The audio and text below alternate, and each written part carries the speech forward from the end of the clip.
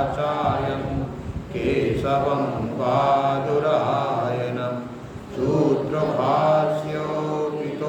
वन्दे भगवन्तो पुनः पुनः ईश्वरो गुरुरात्मेति मूर्तिभेदो विभागिने व्योमद्व्याप्तदेहाय दक्षिणामूर्तये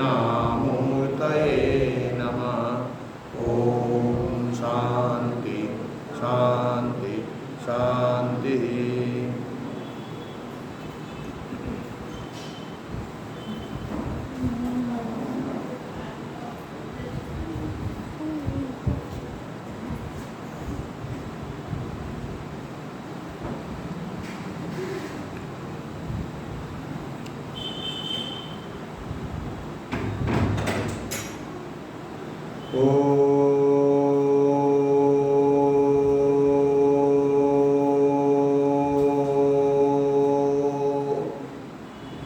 नारायणं परव्यक्त्या अण्डम् अव्यक्तसम्भवम् अण्डास्थितमे लोका सप्तदीपा च मेदिनी। ॐ शान्ताकारं भुजगशयनं पद्मनाभं सुरेशं विश्वाधारं गगनसदृशं मेघवर्णं शुभांग्यं लक्ष्मीकान्तं कमलनयनं योगिभिर्ध्यानगम्यं वन्दे विष्णुं भवभयहरं सर्वलोकैकनाथम्। ॐ पार्थाय प्रतिबोधितं भगवता नारायणेन स्वयं व्यासेन ग्रथितं पुराणमुनिना मध्ये महाभारतम् अद्वैतामृतवर्षिणीं भगवतीम् अष्टादशाध्यायिनीम् अम्बो त्वामनुसन्दधामि भगवद्गीते भगवद्देशिनीं। वसुदेवसुतं देवं कंसचाणूरमर्दनं देवकी परमानन्दं कृष्णं वन्दे जगद्गुरुम्। ॐ शान्ति शान्ति शान्ति हरि ओम्।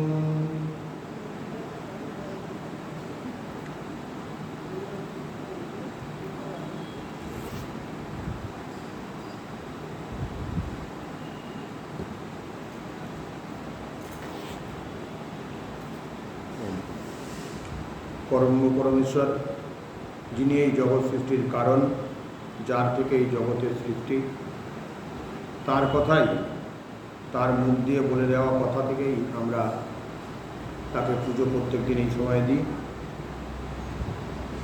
আমাদের এই মন্দিরে প্রত্যেক দিন 6টা থেকে 7টা তার বাক পুষ্পাঞ্জলি হয়। এটাকে বলা হয় বাক পুষ্পাঞ্জলি, কায়িক নয়, বাচিক। যখন জপদানাদি করি সেটা হচ্ছে মানসিক, যখন কথার মাধ্যমে তার পুজো দিই সেটা হচ্ছে বাচিক, যখন কর্মের মাধ্যমে পুজো দিই কায়িক।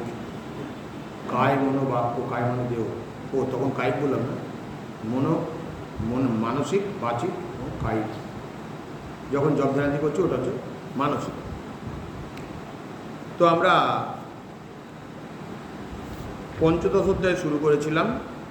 পঞ্চদশ অধ্যায়ের ব্যাখ্যা আমাদের চলছিল। আমরা পূজনীয় এর কি বলে টিকা, মধুসূদন সরস্বতীর টিকা দেখছিলাম। সেই টিকায় আমরা পড়েছিলাম, কত পর্যন্ত এসেছিলাম, যে কাণ্ড সকল এই সংস্কার স্বরূপ বৃক্ষের পরিরক্ষণের জন্যই রইয়াছে, কেননা সেই কর্মকাণ্ড সকল কর্ম, অধর্ম এবং ধর্মাধর্মের ফলের প্রকাশ করিয়া দেয়। ধর্ম এবং অধর্ম দুই প্রকাশ করে। এই পর্যন্ত আমাদের পড়া হয়েছিল। আমরা দেখেছিলাম যে যে এটাকে ধরা হয়েছে, যে বৃক্ষটাকে বোঝানো হয়েছে, বৃক্ষটি উল্টানো বৃক্ষ। উল্টানো বৃক্ষ হওয়ায় তার মূলটা উপরের দিকে। এখানে মূল মানে আমরা শিকড় মনে করি, যেটা বাচ্চার্থক। দুটো কথা হয়, একটা বাচ্চার্থক, একটা মর্মার্থক।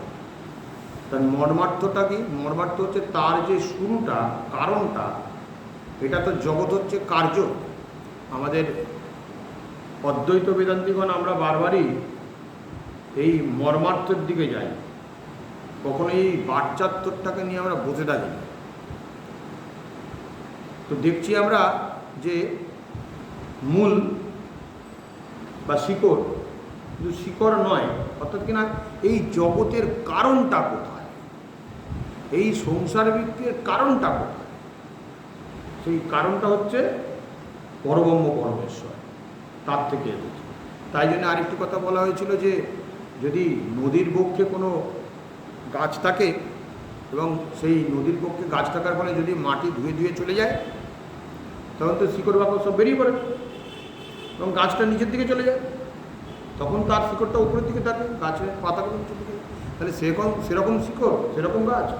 বলছে না, ওই গাছও দেখবে আবার উপরের দিকে উঠেছে, একটু সুযোগ পেলেই সে ওর ধর্ম উপরের দিকে যাওয়ার, উপরের দিকেই যাবে।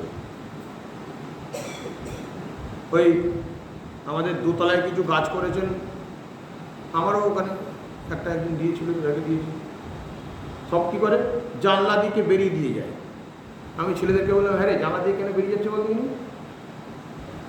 হ্যাঁ বুঝেছি, গাছটা খুব আমাদের খুব স্নেহ মমতা করে, জানে গাছের পাতাটা পড়বে, পড়লে নিচেটা নোংরা হবে, তাই জন্য আগে থেকেই ডালপালাগুলো বার করে দিয়েছে, যাতে পচে যাওয়া পাতাটা, শুকিয়ে যাওয়া পাতাটা বাইরে করে। বল,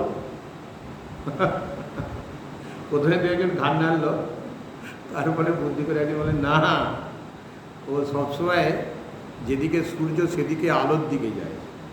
তোর ধর্মটাই হচ্ছে আলোর দিকে বা উপরের দিকে যাওয়ার, গাছের ধর্ম। কিন্তু এই গাছটা সেরকম নয়, এই গাছটি ঊর্ধ্বমুখী গাছ।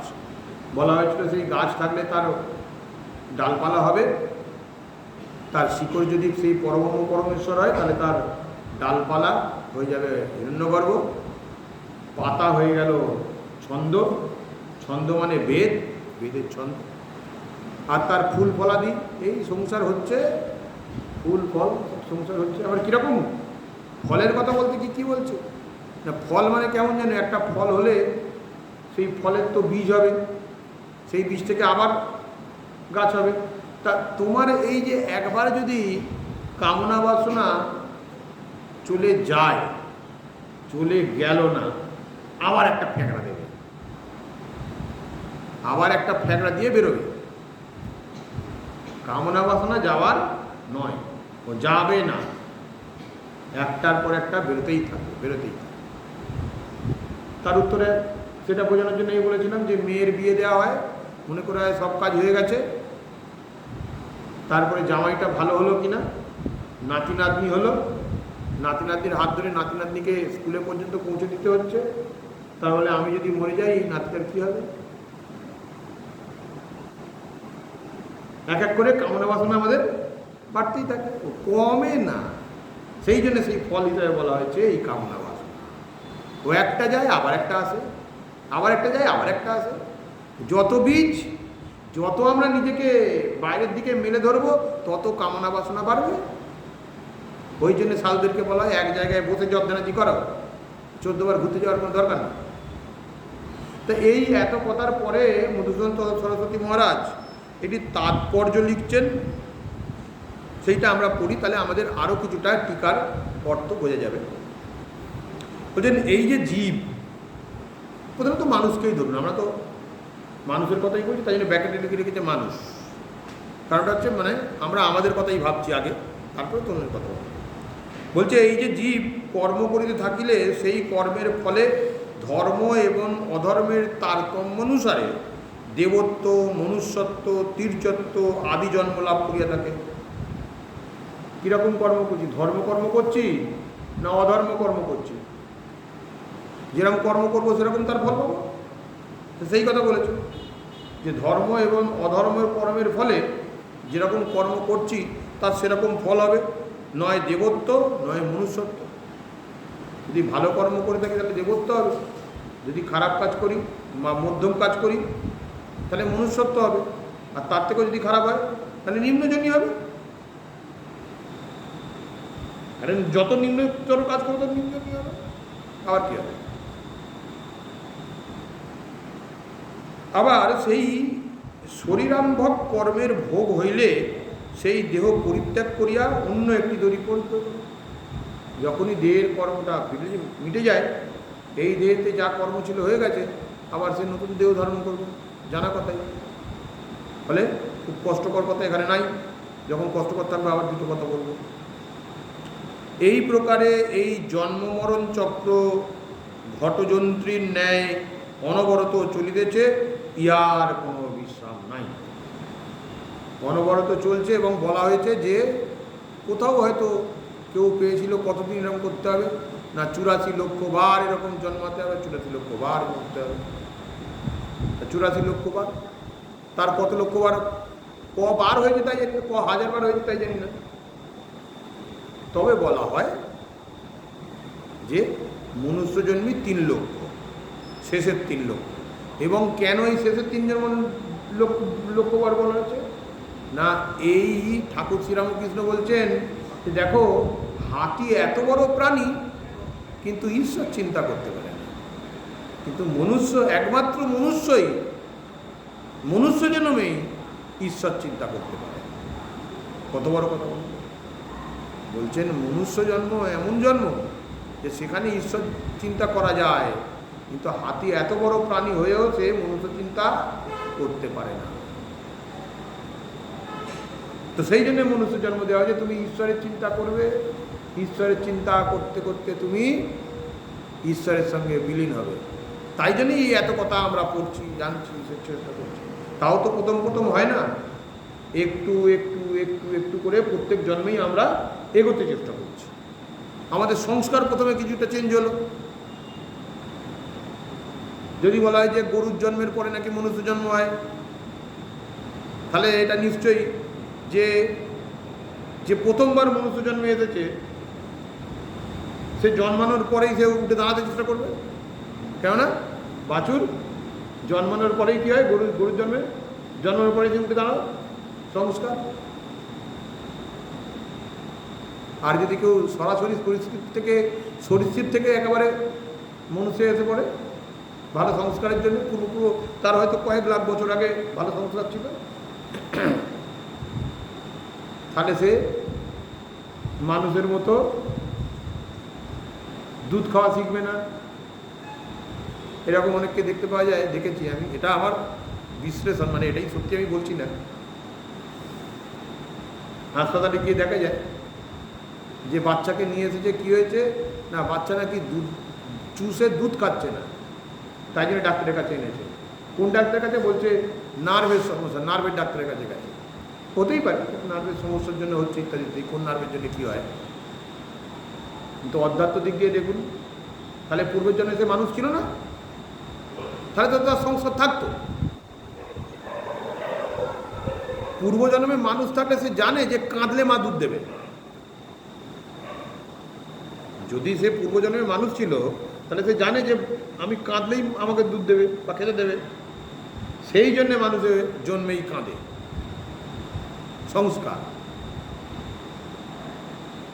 যদিও ডাক্তারি পরিভাষায় বলা হয় কি নার্ভের সমস্যা ইত্যাদি ইত্যাদি, অনেক কিছু সমস্যা, মাথা সমস্যা, তাদের ব্যাপার, সেটা তারা বলবেই বটে, যেটা যার বিদ্যা সেটা করবি।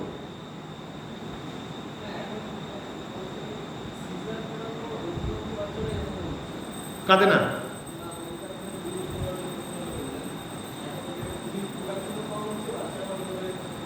হ্যাঁ, ট্রেন হয়ে গেছে। যাক, সেগুলো আবার অন্য কথা, আমাদের ক্লাসের জায়গাটা নষ্ট হয়ে যাবে। এটা বলার আমার উদ্দেশ্য হচ্ছে যে সংস্কার তো নিশ্চয়ই আছে। ওই জন্য বললাম যে হঠাৎ করে সেটি একটা কথাই মনে করছিল যে সাপ কি জন্মের পরেই দুধ খেতে যায়? সরীসৃপ। টিকটিকি দুধ খেতে যায়? পাখি দুধ খেতে যায়? তাহলে নিশ্চয়ই তার পূর্ব সংস্কার মনুষ্য ছিল না। হয়তো কোনো কোনো জন্মে ছিল, সরীসৃপ ছিল না, সেটা সংস্কারতে ভুলে গেছে। যাক, বলছেন সেই কারণেই বলছেন যে এইরকম যে কতদিন চলবে, কত তার বিশ্রাম নাই। বলছেন একদম পরিষ্কার, তার বিশ্রাম নাই। আর মানুষ যে কর্ম করে তাহা বেদ বিদিত, যে কর্ম করে তা বেদ বিহিত, বেদবিহিত অথবা বেদ নির্দিষ্ট কর্মই করিয়া থাকে। বেদানুমোদিত এবং বেদানুমোদিত কর্ম ছাড়া আর কর্ম নাই। মানুষ যে কর্ম করে সব বেদে নির্দিষ্ট, বেদ নির্দিষ্ট কর্ম। বেদের বাইরের কোনো কর্ম মনুষ্য জীবনে নাই, মানুষ করতে পারে না। বেদের বাইরের কোনো কর্ম মনুষ্য জীবনে নাই। তাহলে আমরা বেদের বাইরের যখন কর্ম করি, যেগুলো মনে হয় তাহলে বেদের মধ্যেই কর্ম, কিন্তু বেদে হয়তো নিষিদ্ধ বলে রেখেছে যে কর্মটা। কোনো কর্ম হতে পারে যে বেদ বলেছে যে নিষিদ্ধ কর্ম, কিন্তু আমি করছি, অর্থাৎ বেদের বাইরে নেই, কাজ কর্মটা বেদের মধ্যেই আছে। অর্থাৎ বেদের যে কর্মকাণ্ড তাহা ঋক, সাম, যজু এই ত্রিবিধ মন্ত্রাত্মক হয় 3 ভাগে বিভক্ত করা হয়েছে। ওই যে ভাগত্রয়াত্মক বেদ, ভাগত্রয় 3টেই ভাগ, 4টে ভাগ ছিল না। অথর্ববেদ হয়েছে ওই তুলে তুলে নিয়ে গিয়ে অথর্ববেদে জ্ঞান কর্মটাকে রাখা হয়েছে। মানে জ্ঞানকাণ্ড মানেই উপনিষদ, কিন্তু উপনিষদ মানে সেটা এরকম নয় যে এই 3টের মধ্যে নয়, শুধুমাত্র অথর্ববেদে এইখান থেকেই নেওয়া হয়েছে, এই 3টে থেকেই নেওয়া হয়েছে। ওই জন্যে বারবার এই ঋক, সাম, যজু অথর্বকে নেওয়া লেখা হয় না। ঋক, সাম, যজু এই ত্রিবিধ মন্ত্রাত্মক হওয়ায় 3 ভাগে বিভক্ত। ওই যে ভাগত্রাত্মক বেদ, উহার নামই হচ্ছে ছন্দ। এবং এই ছন্দ নামক ভাগত্রয় বেদ থেকে এখানে ভগবান এই সংস্কার স্বরূপ অসত্য বৃক্ষের পর্ণ অর্থাৎ পত্র বলিয়া বর্ণনা করিয়াছেন। আগের দিন ছন্দের কথা হচ্ছিল, বেদের কর্মকাণ্ড, 3 বেদের যে কর্মকাণ্ড আছে সেই কর্মকাণ্ডকেই ছন্দাংশী বলা হয়েছে। সেই জন্য পূজনীয় মহারাজ এখানে লিখছেন যে এই যে ছন্দ, এই ছন্দটা হলো 3টি বেদের কর্মকাণ্ড। আচ্ছা, সেই ছন্দ নামক ভায়ত্ব হলো আচ্ছা পর্ণ বলা হয়েছে। ইহার হেতু এই যে গাছের পাতাগুলি যেমন তাহাকে শীত ও তাপ, বৃষ্টি প্রভৃতি হইতে রক্ষা করে এবং চন্দ্ররশ্মি, বায়ু আদি তাহার সংগ্রহ করিয়া তাহাকে সজীব রাখে, সেইরূপ কর্মপ্রতিপাদক এই ভাগত্রয়াত্মক কর্মকাণ্ড বেদ বিহিত এবং প্রতিষিদ্ধ কর্মে প্রবর্তনা ও নিবৃত্তনা হইয়ে দিয়া ইয়াকে অক্ষুণ্ণ রাখিয়াছে। বলছে যেমন পাতা, যেমন গাছকে খুব রোদ্দুর হলে গাছের পাতাগুলোই তো গাছকে ছাওয়া দেয়, আমাদেরকেও দেয়, কিন্তু গাছকে তো ওই পাতাগুলোই রক্ষা করছে। পাতাগুলো যদি আগে শুকিয়ে যায় তো গেল, কিন্তু পাতাতে জল যখন যায় পাতাগুলো আর শুকোয় না, পাতাগুলোই রক্ষা করছে। আবার বলছেন বৃষ্টি আগে গাছে পড়ে না, আগে পাতায় পড়ে। আবার রোদ, সূর্যালোক, ওরা সূর্যালোককে গ্রহণ করছে, গ্রহণ করে নিজের দেহের কর্মকাণ্ডকে চালাচ্ছে। ফলে এই অর্থাৎ কিনা আমাদের এই ত্রিগুণাত্মিক বেদের যে কর্মকাণ্ড, সেই কর্মকাণ্ডগুলো আমাকে একদিক দিয়ে রক্ষা করছে, একদিক দিয়ে বৃষ্টির মতো ঝড়ঝঞ্ঝা থেকে নিজে আমাকে রক্ষা করছে। আবার এই সূর্যালোক থেকেও, সূর্যের প্রখর তাপ থেকেও আমাকে রক্ষা করছে কে? অর্থাৎ কিনা তেজ, আমাকে আমার অন্যান্য কর্মে তমগুণিক তেজ যেন আমার না বাড়ে। সেই কারণে এই 3টে দিক থেকেই আমাকে ছন্দগুলো, অর্থাৎ বেদের যে কর্মকাণ্ডগুলো, সেই কর্মকাণ্ডগুলো আমাকে 3 দিক দিয়ে রক্ষা করছে। আমাকে না তো তমগুণী হতে দিচ্ছে, না তো সত্যগুণী থেকে খুব সত্যগুণী হতে দিচ্ছে, না তো একেবারে রজগুণীতে ফেটে যাচ্ছে, তাও নয়, 3টে গুণের সমন্বয়ে আমাকে করে দিচ্ছে। বোঝা যাচ্ছে? কেননা বেদের কর্মকাণ্ড মানে তো 3 গুণের সমান। কর্ম মানে তো অবশ্যই রজগুণ, কিন্তু তার মানে সেটা তো শুধু রজগুণ নয়, সেটা সত্যস্থ রজ। কেন সত্যগুলি কর্ম করব, এইখানে যোগ্য হবে, যোগ্য হলে কী হবে, সেটা সত্যগুলি কর্ম হবে, তাই না?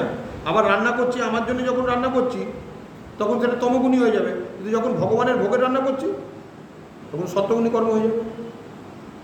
অর্থাৎ এই বেদের এই যে ছন্দ, বেদের কর্মকাণ্ডের প্রত্যেকটা ক্ষেত্রেই আমাকে বলে দিচ্ছে কোনটা করণীয় কোনটা করণীয় নয়, তার ফলে আমাদের জীবনধারাকে রক্ষা করছে।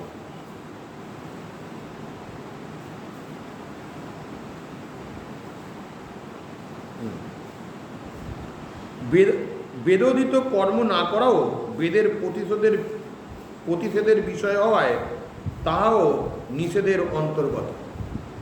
বলছেন নিষেধটা কীরকম, বলছেন যেহেতু এই যে বেদের নিহিত কর্ম তার বিষয় হওয়া, বেদের যে কর্ম সেই কর্মগুলো যদি আমি না করি, যদি তার কর্মগুলো করতে হবে, করে কী হবে, কী হবে, পাঠে গিয়ে কী হয়, প্রত্যেক দিন দিয়ে যাও কী হয় বলতে পারল। সেই কারণে সেই জন্য এখানে বলছেন যে বেদের নির্দিষ্ট যে কর্ম,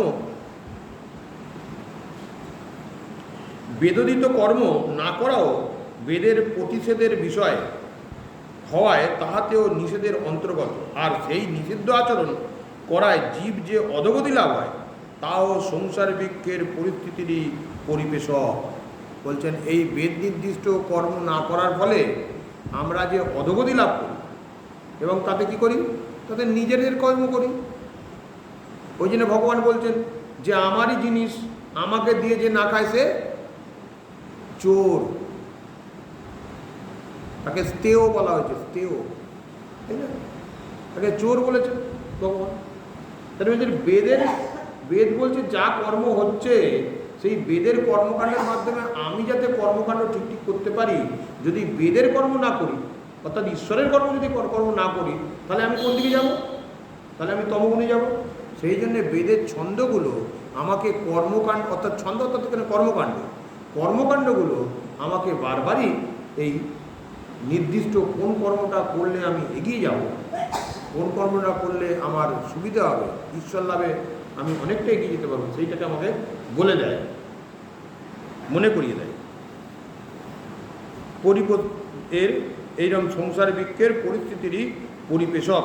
এবারে বলছেন ইয়হ মানে যে ব্যক্তি, তং মানে ওই যথাবিদিত মায়াময় অসত্য নামক এই যে বৃক্ষ, এই বৃক্ষের বেদ, ওই যে লাস্টের আমাদের কথাটা ছিল না, ইয়তং বেদ সবেদবিদ, ওই যে ইয়স্তং বেদ সবেদবিদ, ইয়ত তং মানে ইয় মানে ইয়, তং মানে সেই, য মানে যিনি, যে ব্যক্তি, তং মানে এই যে যথাবিহিত মায়ামোহ নামক এই যে অসত্য বৃত্তের, এই যে কথাটা কী ছিল, ছন্দাং যস্ত পরাণানি যস্তং বেদ সবেদবিদ। এবারে এই যস্তং বেদ সবেদবিদের বিশ্লেষণ করছেন। এবারে ছন্দাংশী যস্ত পরাণানি পর্যন্ত হয়ে গেল, পাতার কথা হয়ে গেল। এবারে যস্ত বেদ সবেদবিদ, যস্তং এটা হচ্ছে য আর তং, এই দুটো পদের দেখুন একটা ছোট্ট পদ যস্তং, এইটাতে দেখুন দুখানা পদ একত্রিত হয়ে রয়েছে। যস্তং, যহ আর তং, যহ মানে তিনি, আর তং মানে এই যে বেদের এই যে মায়ামিহিত এই যে অসত্য বৃক্ষ, সেই সংসার বৃক্ষ, তার কি হয় না, বেদ মানে হচ্ছে মানে সমূল অবগত আছেন, যিনি এই যে অসত্য বৃক্ষ, এই যে সংসার বৃক্ষ, উল্টানো বৃক্ষ, যিনি অবগত আছেন, এই উল্টানো বৃক্ষটা যিনি অবগত আছেন। বেদ ও বিদ, বেদ মানে এই জ্ঞান, এই জ্ঞানটি যার হয়েছে যে এই সংসার বৃক্ষটি একটি উল্টানো বৃক্ষের ন্যায়। সেই বৃক্ষটার নাম কি? অসত্য। কেন অসত্য বলুন, যে কোনো একজন বলবেন কেন অসত্য নাম হয়েছে? হ্যাঁ হ্যাঁ, ক মানে না, স মানে স্থায়ী, কয় পর্যন্ত বলছেন অসত্য, অশ্ব মানে আগামীকাল পর্যন্ত, থ মানে হচ্ছে স্থায়ী, স্থস্থায়ী, অসত্য, যা স্থায়ী নয়। কবে পর্যন্ত? কাল। কাল মানে সময়। সময় মানে কালকে, আগামীকাল না, আগামীকাল না, এই পরের ক্ষণ, পরের ক্ষণ পর্যন্ত। এক্ষুনি কী হবে তার কোনো নেই ঠিক ঠিকানা। কালকে যে গিয়েছিলাম, শুনলাম একজন, ওখানে গিয়ে শুনলাম যে একজন সাধুর দেহ যাওয়া ভান্ডারা মানে অন্য জায়গায় বড় করে হবে কি না হবে, তার গুরু একটুখানি ছোট করে, যত যাই হোক শিষ্য, তো শিষ্যর ধ্যান ব্রহ্মপ্রাপ্তি হয়েছে, একটু ছোট করে একটা ভান্ডার আছে।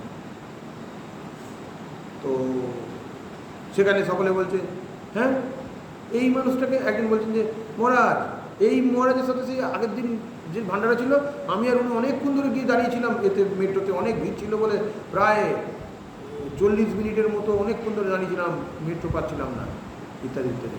সে তারপরে বলছেন যে দেখুন মহারাজ, আমাকে বলছেন, আমার পাশে বলছেন, দেখুন মহারাজ, যে কোনোটাই স্থির নয়। হ্যাঁ নয় তো। আমার তখন মনে পড়ছিল অসন্ত বৃক্ষের কথা, আমি বললাম না অত কথা, মানে বলে সব জায়গায় জ্ঞান ফলাতে শুরু করে,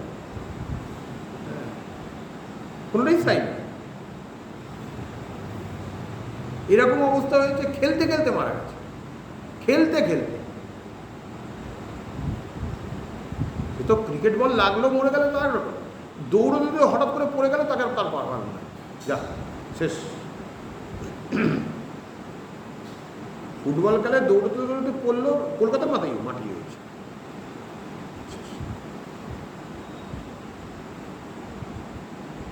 কাল কি হবে কেউ জানে না। সেই কাল মানে কখন? আগামী কাল না আগামী কয়েক বছর। কাল মানে সময়।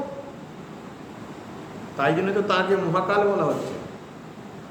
মহাকাল, তিনি কখন কি করেন কিচ্ছু জানেন না। যাক, সেই বেদ হচ্ছে, যিনি বেদ অবগত আছেন, বেদ ও বিদ, মানে তিনি এই কর্মকাণ্ডাত্মক, এই যে ব্রহ্মাত্মক যে কর্ম, ব্রহ্মের যে কর্ম অর্থাৎ ব্রহ্মাত্মক কর্ম অর্থাৎ জ্ঞানকাণ্ড, এই জ্ঞানকাণ্ড, ব্রহ্মের কর্ম মানে জ্ঞানকাণ্ড। আর যিনি হিরণ্যগর্ভকাণ্ড বা বিষ্ণুর কর্ম করবেন তাকে বলা হবে দ্বৈতবাদী। দ্বৈতবাদী মানে তো আর ব্রহ্মের কর্ম নয়। দ্বৈতবাদে আর ব্রহ্মের কর্ম হবে না, সেটা তো এই ভগবান বিষ্ণুর কর্ম হবে। সেখানে এই বলতে, যোগ্য বলতে তো ভগবান বিষ্ণুর উপাসনা বলা হয়েছে, সেখানে তো ব্রহ্মকর্ম বলা হয়নি। তো এই জ্ঞানকাণ্ড, বেদের অর্থ যিনি অবগত আছেন, এইটাই হলো তার বাবা। তো যে যিনি এইটা অবগত আছেন, কি কোনটা অবগত আছেন? এই যে তার আগের 3টি পাদ, আমরা 3টি পাদ বলি, প্রথম পংক্তি, দ্বিতীয় পংক্তি, প্রথম 8টা, দ্বিতীয় 8টা। প্রথম 8টাকে বলা হয় প্রথম পাদ। প্রথম 8টা মানে 8টা লেটার, 8 8 16টা। ঊর্ধ্বমূলম অধ শাখম, ঊর্ধ্বমূলম অধ একসাথে করা আছে না, ওখানে ছন্দভেগ হয়। ঊর্ধ্বমূলম অধ, ঊর্ধ্বমূলম অধ শাখম। এই যে প্রথম 8টা, পরের 8টা, প্রথম 8টাকে বলা হয় প্রথম পাদ, তারপরের 8টাকে বলা হয় দ্বিতীয় পাদ, তারপরের 8টাকে বলা হয় তৃতীয় পাদ। ছন্দাংসি যস্য পর্ণানি, এই পর্যন্ত তৃতীয় পাদ হলো। এই তৃতীয় পাদ পর্যন্ত যা কথা বলা হলো, যে এই সংসার বৃক্ষটি একটা উল্টানো বৃক্ষের মতো, সেই বৃক্ষটার ডালপালা দিয়ে হলো এই ছন্দ আছে। এইটা যিনি জানেন, যস্তম বেদ সবেদ, যিনি এইটা ঠিকভাবে জানেন, বোঝেন, তিনি সবেদবিদ, তিনি ব্রহ্মজ্ঞান। তাই জন্য বলছেন, কি বলছেন? ব্রহ্ম হইতে এই সংসার বৃক্ষের মূলের কারণ এইটা, যিনি এই যে ব্রহ্মাত্মকতা জ্ঞানোত্তক কাণ্ড, বেদের অর্থ যিনি অবগত আছেন, এটাই তার মহামান। তাহলে এই আমরা আগেও জেনেছি, কিন্তু বাকি কথাগুলোকে আমরা প্রথম দিকে এটা কথা হয়ে গিয়েছিল, কিন্তু বাকি এইগুলো এই টিকার মাধ্যমে বারবার করে আমরা নিজেদেরকে ঝালিয়ে নিলাম এই কটা দিন, 6-7টা দিন প্রায় হলো। এবারে আমরা যাব শঙ্কর ভাষ্য। শঙ্কর ভাষ্যে যাওয়ার আগে এই আমাদের পূজনীয় মহারাজের কথা, আরও কয়েকটি কথা আছে, দেখি কি বলছেন। বলছেন, ব্রহ্মই হইতেছে এই সংসার বৃক্ষের মূল কারণ, আর হিরণ্যগর্ভ প্রভৃতি জীবগণ সেই বৃক্ষের শাখা স্থানীয় এবারে কমপ্লিট করছে, একদম দুটো বাক্যের মধ্যে শেষ করে দিচ্ছেন কথাটা, মানে যা যা হয়েছে সেটাই দেখুন দুটো বাক্যে শেষ করে দিচ্ছেন যে ব্রহ্মের শাখা হিরণ্যগর্ভ প্রভৃতি জীবগণ এই ব্রহ্মের শাখা, এই যে সংসার বৃক্ষ ইয়া সর্বত বিনশ্বর বটে, কিন্তু ইয়া প্রবাহ রূপে অনাদি, আর বেদবিহিত কর্মকলাপের দ্বারা সেই সংসার বৃক্ষ সিক্ত হইয়া থাকে এবং ব্রহ্মজ্ঞান স্বরূপ খর্গের দ্বারা তাহা ছিন্ন হইয়া থাকে। ইয়াই হইতেছে বেদার্থ, বেদের প্রতিপাদ্য বিষয়। এইটাই বেদের প্রতিপাদ্য বিষয়। আর যিনি কিনা বেদার্থবিদ, এই বেদের এই অর্থটা ঠিক ঠিক জানেন, সর্ববিদ হইয়া থাকেন, সেই রূপ অভিপ্রায়ে স্ববেদবিদ কথাটিকে ব্যবহার করা হইয়াছে। এতে আমাদের মধুরূপানন্দ সরস্বতী মহারাজ এই ওনার টিকা আমাদের শেষ হয়। এইবারে আমরা কি যাব না দেখব আমাদের এর বই থেকে। হ্যাঁ হ্যাঁ হ্যাঁ হ্যাঁ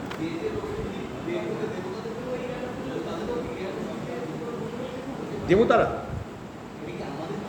আমাদের জন্য, তারা তো, আপনি যদি জ্ঞান হয়ে যায় আপনিই দেবতা। না না না, এটা তো আমাদের জন্য, আমাদের এই ভোগবাদী মানুষ তাদেরকে বোঝানোর জন্য বলা হয় ভগবান নিজে তো নিজে মুখে বলছে। অন্য লোকে কারা বিচরণ করে? তারাই, দেবলোক ছাড়া, আমাদের ঊর্ধ্বলোক ছাড়া নিম্নলোকে যারা আছে তারা তো এই জ্ঞানের অধিকারী নয়। জ্ঞানের অধিকারীর একটা ব্যাপার হয়, কথা হয়। অধিকারীর তিনটে ভেদ হয়: নিম্ন অধিকারী, মধ্য অধিকারী, উচ্চ অধিকারী, মানে উত্তম অধিকারী। যেমন ক্লাস 4 থেকে 5-এ ওঠার সময়, বা 5 থেকে 6-এ ওঠার সময়, বা 6 থেকে 7-এ ওঠার সময় লেখা থাকে প্রমোটেড ফর দ্য ক্লাস অমুক। That means you are approve, আপনি অধিকারী হয়েছেন ওই তার পরের ক্লাসটিতে উঠবার জন্য। সেরকম কর্মকাণ্ডের পরে বা উপাসনা কর্মের পরে কর্মের পরে জ্ঞানের অধিকারী হয়। আমাদের মধ্যে, আমাদের এই মনুষ্য জন্মের মধ্যেই আমরা সকলে তো জ্ঞানকাণ্ডের অধিকারী নই। জ্ঞানকাণ্ডের অধিকারী হলে আপনি এসে বসতো, কিচ্ছু বলতো না, আপনি এসে বসতো, দু একটা কথা বলতে বলতে এসে নিজেও দু একটা কথা বলতো। মনে করুন একটা ক্লাসে 50টা ছেলে আছে, এখন তো 80টা না 100টা করে ছেলে হয়। এই গভর্নমেন্ট স্কুলে নাকি 100টা করে ছেলে হয়, নাকি 80টা করে ছেলে হয় একটা ক্লাসে। আমরা যখন ছিলাম তখন 45 থেকে 50, তার বেশি না। তা তাতে কী হচ্ছে, তাদের মধ্যে একটি ছেলেকে দেখা যাচ্ছে, একটা ছেলেকে খুব ভালো পড়াশোনায়, আরেকটি ছেলেকে দেখা যাচ্ছে বলার পরে একটুখানি বসে ভাবে, তারপর বলে হ্যাঁ, তারপর আবার বলে না এই গানটা এইরকম, এই গানটা আমি বুঝলাম না। আরেকটা ছেলে পিছনের ভেঙে বাদে, কী রে বুঝেছিস? হুঁ। কী রে বুঝেছিস? হুঁ। কী বুঝেছিস? হ্যাঁ। আপনাদের কি মাঝে মধ্যে যখন আমি কোশ্চেন করি তখন কি দেখা যায়?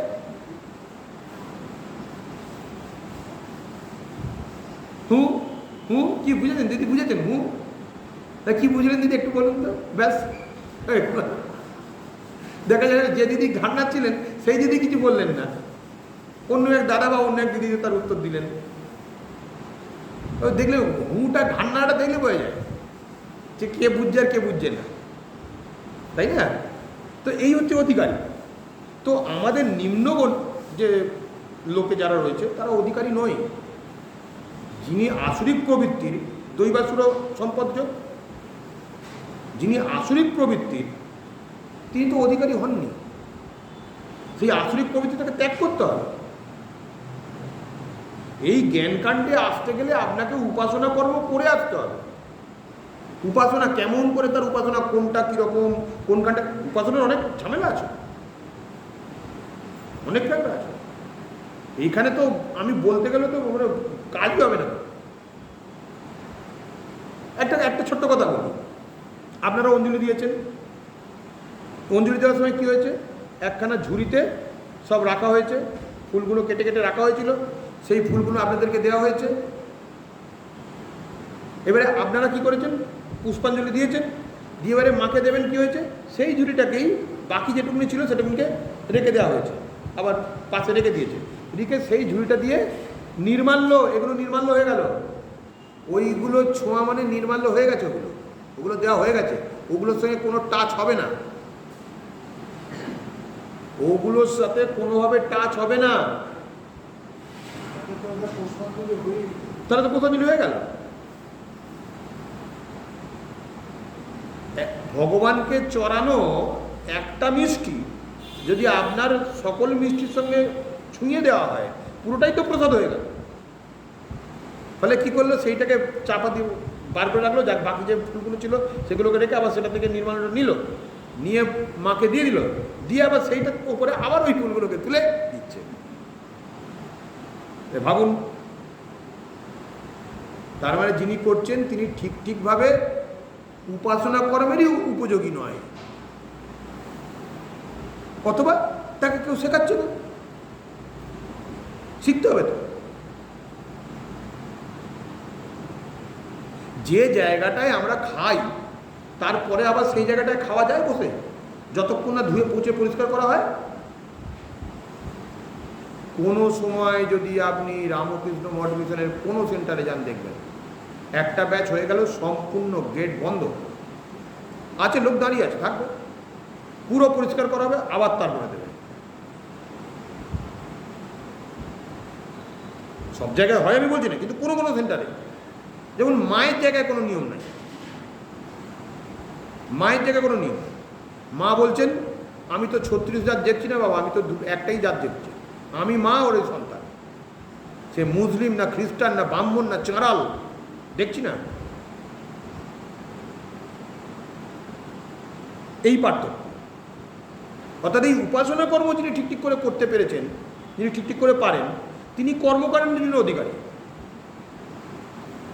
মানে এইবারে সে বেদ চর্চা করবে, বেদ পাঠ করে ঠিক ঠিক করে করবে। বাসন ধোয়া হয়, বাসন ধোয়া হলো, খুব ভালো করে ধুলেন, ধুয়ে যে জায়গাটা রাখলেন সেই জায়গাটা ধোয়া নয়, কি গুণ থাকলো?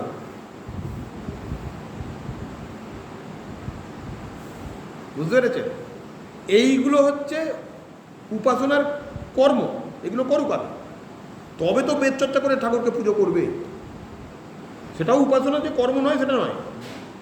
প্রকৃতপক্ষে তো ভগবান বলেছেন না দ্বিবিধা নিষ্ঠার কথা, ফলে কর্ম আর উপাসনার কথা বলেছেন ভগবান, তো এই কর্ম আর জ্ঞানের কথা বলেছেন, উপাসনা তো বলেননি।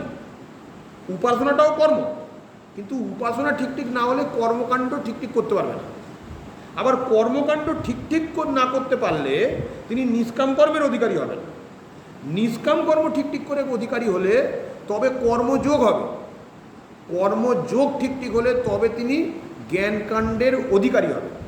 যদিও এটাকে এরকমভাবে বলা হয় যে উপাসনা কর্ম ঠিক ঠিক করলে তিনি কর্মকাণ্ডের অধিকারী হবেন, কর্মকাণ্ডের অধিকারীর থেকে তারপরে জ্ঞানকাণ্ডের অধিকারী হবেন, কিন্তু মাঝে এতগুলো ভাগ আছে। উপাসনা কর্ম ঠিক ঠিক করলে তিনি কর্মকাণ্ড করবার অধিকারী, কর্ম করতে করতে প্রথমে সকাম হবে, সকাম করতে করতে নিষ্কাম কর্ম হবে। নিষ্কাম কর্ম মানেই কর্মযোগ নয়, আমরা বলি কিন্তু কর্মযোগ, আমরা কথায় বলি নিষ্কাম কর্মযোগ, নিষ্কাম কর্ম মানেই কিন্তু কর্মযোগ নয়। নিষ্কাম কর্ম মানে আপনাকে কেউ কারুর দরকার পড়েছে, আপনি একটা কর্ম করে দিলেন, কিন্তু কর্মযোগ মানে আপনি নিষ্কামভাবেই করছেন, যখন সেটা ঈশ্বরের জন্যই করছেন, আপনি জানেন এটা ঈশ্বরের কর্ম। এই কর্মটা যে আমরা করছি এখানে বসে, আপনারা কিছু পাওয়ার জন্য আসেননি যে হ্যাঁ ঠাকুরের একটু কথা বলবো শুনবো, এইটাই, এই শোনাটাও একটা কর্ম। এই শোনাটা যে আমি ঈশ্বরেরই কর্ম করছি, আর এই কর্মটা যদি না আমি 1 ঘন্টা ভালো লাগে বলে যাচ্ছি, কর্মযোগ হচ্ছে না, আপনার সময় নষ্ট করা হচ্ছে। যাই, অনেক দিন যাইনি, মহারাজ যাওয়ার পরে অনেক দিন না গেলে আমার মনে পড়ে কি একদিন কোথায় ছিলে বলবে, তাই জন্যে যাচ্ছি। যখনই আপনার এই ঈশ্বরের প্রতি প্রেম হয়ে যাবে, পাঠের প্রতি আপনার প্রেম হয়ে যাবে, তাই জন্য এতে বলা হয়েছে সমত্ব বুদ্ধিতে কর্ম করো, মানে সব বুদ্ধি ঈশ্বরকে দিয়ে দাও, তোমার কোনো বুদ্ধি নেই তো, তুমি নিজে তো কোনো কর্ম করতে পারো না, তিনি করাচ্ছেন বলে তুমি করছো। তোমার কি কর্ম আছে, কি অধিকার আছে তোমার করার? ওই জন্য বলছে অহংকার ও প্রিমুরাত্মা।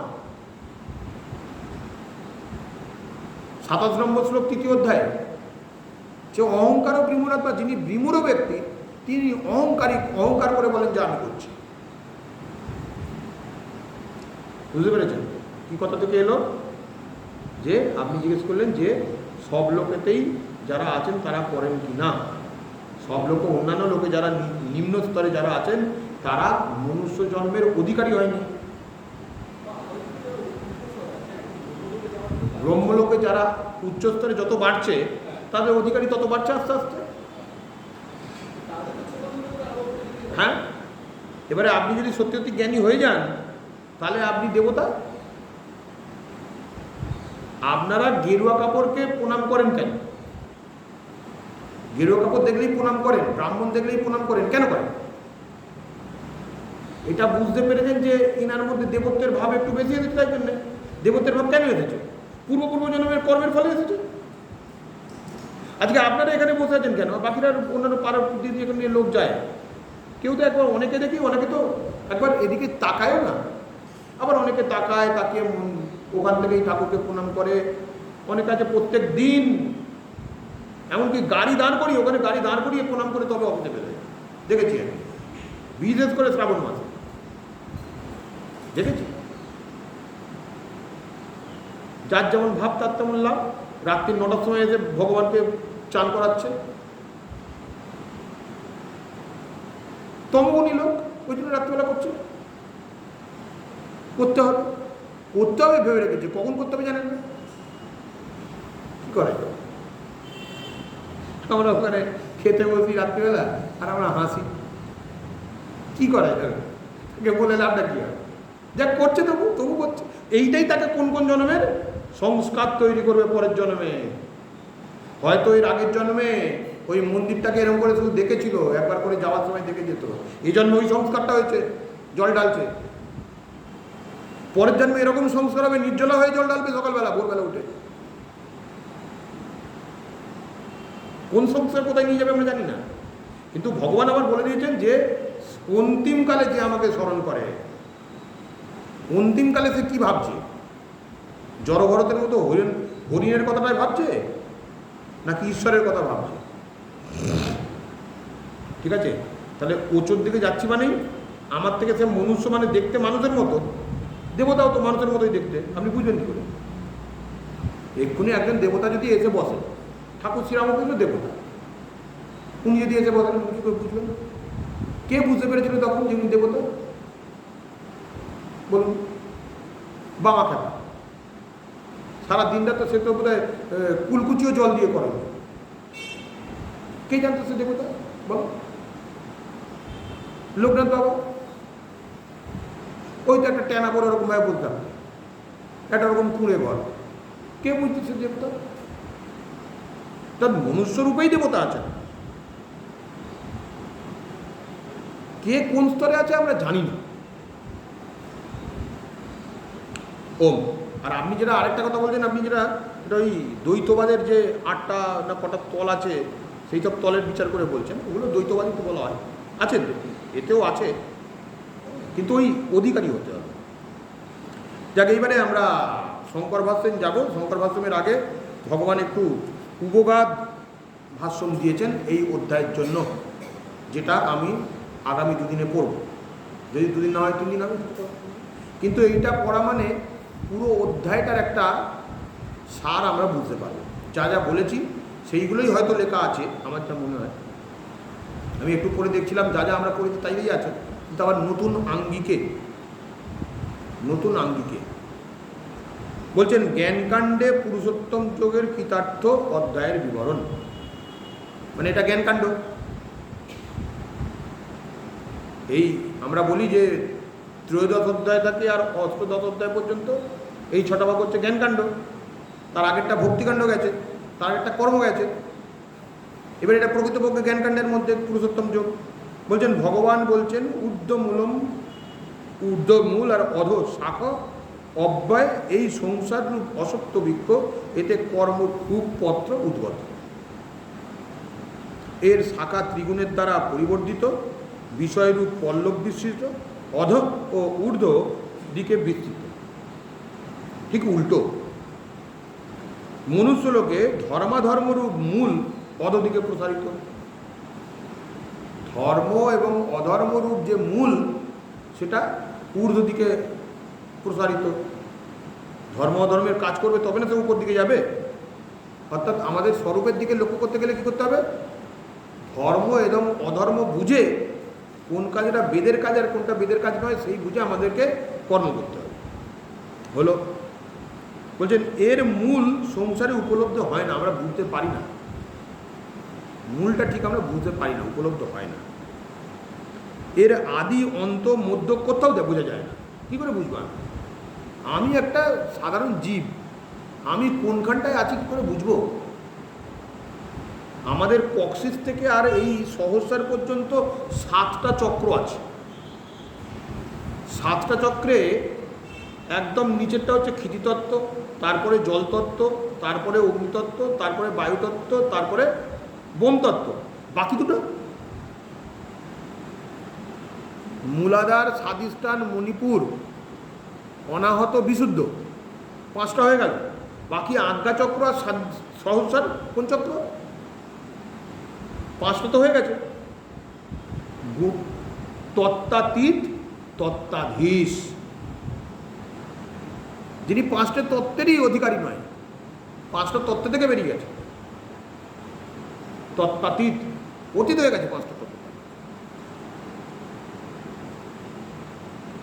আর যিনি একেবারে মোক্ষ পেয়ে গেছে, তত্ত্বাধীশ, সভাপতি, সভাধিপতি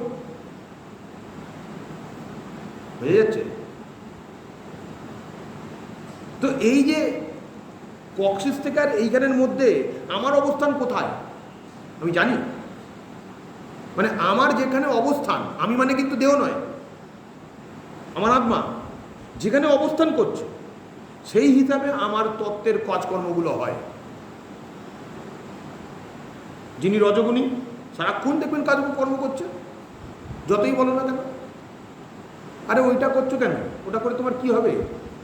কেউ বললো আরে তুই যাচ্ছিস কেন, প্রত্যেকদিন যাস কেন, কী হয় তোর গিয়ে? তুমি কি বুঝবে গিয়ে কী হয়?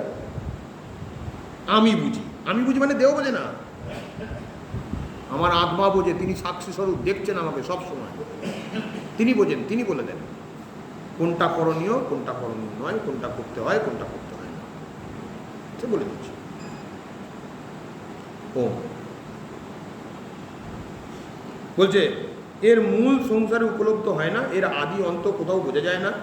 এই অনিত্য অসত্যকে অসংখ্য শস্ত্রের দ্বারা সৃজন করে সেই ব্রহ্মপদ অন্বেষণ করা উচিত। এর আগেও পড়া হয়েছে এগুলো, সেগুলোই একটুখানি পরে বলে আছে, আবার আমাদেরকে রিভাইভ হচ্ছে, আর কিছু। যাকে পেলে আর এই সংসারে প্রত্যাবর্তন করতে হয় না, যা হতে এই পুরাণী সংসার প্রবৃত্তি নিশ্চিত হইয়াছে, সেই আদি পুরুষের আশ্রয় গ্রহণ করি। 5 স্নেহশূন্য জিতসঙ্গ দোষ, পরমাত্মনিষ্ঠ নিবৃত্ত কাম, সুখ ও দুঃখ রূপ দ্বন্দ্ব সংজ্ঞা হইতে বিমূঢ় এবং অমূঢ়, মানে অর্থাৎ কিনা জ্ঞানীরা, বিমূঢ় মানে যার জ্ঞান নেই, আর অমূঢ় মানে যার জ্ঞান হয়েছে, মূঢ় মানে অজ্ঞানী, আর অমূঢ় মানে জ্ঞানী। দেখুন অমূঢ় বলেছেন, দুটো নায়েতে একটা সাত্ত্বিক কথা হয়, নাস্তিক নাস্তিক সাত্ত্বিক, এই কথা বলছে, নেগেটিভ নেগেটিভ পজিটিভ। তাই জন্য বলছেন যে স্নেহশূন্য জিতদঙ্গ সঙ্গ দোষ, পরমাত্মনিষ্ঠ নিবৃত্ত কাম এবং সুখ দুঃখরূপ দ্বন্দ্ব সংজ্ঞা হইতে বিমূঢ় অমূঢ় জ্ঞানীরা, বিমূঢ় বিমুক্ত অমূঢ়রা এই অব্যয় পদ গমন করেন। যারা জ্ঞানী, যারা স্নেহশূন্য, স্নেহশূন্য মানে কার সঙ্গে স্নেহ, কার প্রতি স্নেহ নেই, সংসারেতে স্নেহ নেই। ওই জন্য আমি বলেছিলাম না যে আপনার বৈরাগ্য হবে, কিসের ওপর বৈরাগ্য হবে? সংসারের ওপরে, না বেদান্ত চর্চার ওপরে, না মন্দিরে আসার ওপরে? আপনার হবে সেইখানে। ওই আসবো না আর আশ্রমে সেটা নয়, সংসারে আর থাকবো না, সেটা হচ্ছে বৈরাগ্য। সেই রকম ব্যক্তিরা যিনি নিবৃত্ত কাম, যার কাম সব নিবৃত্ত হয়ে গেছে, সব হয়ে গেছে, আমার যা কামনা বাসনা ছিল সব হয়ে গেছে, বাবা ছেড়ে দিয়ে পারে আমার। জিতসঙ্গ দোষ, যিনি জেতবার জন্যে সঙ্গদোষটাকে সেরকমভাবে রাখেন, সঙ্গদোষে তিনি যান না, যে সঙ্গে দোষ হয় সেই সঙ্গ তিনি করেন না, সেই সব সঙ্গ তিনি জিতে গেছেন, ওই রকম সঙ্গ থেকে তিনি জিতে বেরিয়ে এসেছেন যে আর আমার ওগুলো দরকার নেই। আর কি বলছেন, পরমাত্মনিষ্ঠ, পরমাত্মায় যার নিষ্ঠা হয়েছে। নিবৃত্ত কাম বলে দিলাম আগে, সুখ দুঃখরূপ দ্বন্দ্ব সংজ্ঞা হইতে বিমূঢ় ব্যক্তি তাঁরা, সেই তারা তাদের অব্যয় পদে গমন করেন কারা, যারা ছেদন করতে পারেন তারা। থাক, আজকে এই পর্যন্ত থাকলো 5 নম্বর পয়েন্ট, আর দুদিন এটা শেষ করুন। তাহলে এ নয় কর্মকাণ্ড নিয়ে কথা হলো, বোঝা গেল কিছুটা। আমরা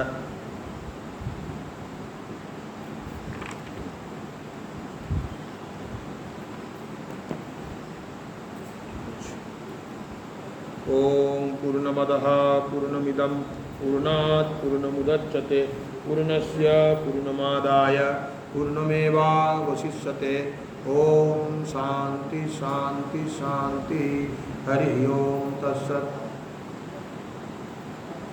सिद्धिदाता गणेश भगवान की, महामृत्युंजय महादेवों की, सर्वमंगला काली माता की,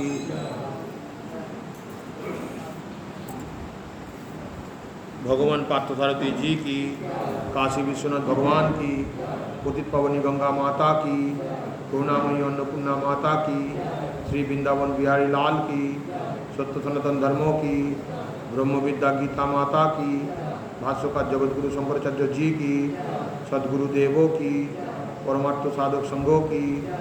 ओम नमः पार्वती पते हर हर महादेव। धर्मों की, अधर्म का, प्राणियों में, विश्व का, गो माता की। ओम नमः पार्वती पते हर हर महादेव।